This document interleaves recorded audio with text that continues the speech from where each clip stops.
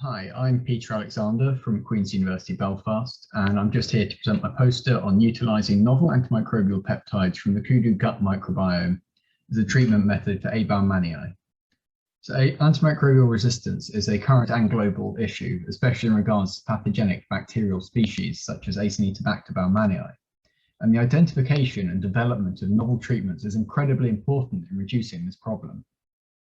This study aimed to achieve that using AMPLI, which is a novel bioinformatics platform designed to identify antimicrobial peptides, or AMPs for short, from large and varied datasets. Using a fecal metagenomic dataset from the greater kudu antelope, AMPLI identified over 500 potential candidates, which are narrowed down to 24 for in vitro screening. This allowed me to select 3 lead candidates for further study: kudu 1, kudu 14, and kudu 16. These candidates performed well in the initial mode of action assays, with all 3 preventing biofilm adhesion and 2 of them showing an effect to reduce established biofilms. This was also visible without any significant decreases in efficacy in elevated salt conditions. This was to be expected, given the previous screening assays were all carried out in cation-adjusted media, which has presence of salts already. In the membrane permeabilization assay, kudu 1 and 14 showed rapid membrane destabilization, with kudu 14 taking longer to achieve this. Based on these results, kudu 1 and 16 are likely to work via membrane destabilization or permeabilization as their primary mode of action, and kudu 14 likely to work via a different mechanism.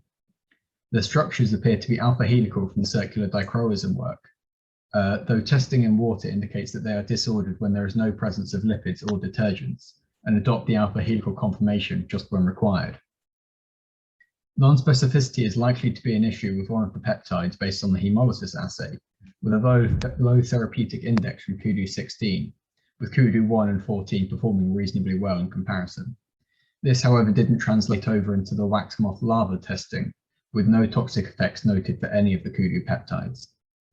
I still have a few more interesting mode of action assays to carry out, as well as conducting some human cell toxicity experiments.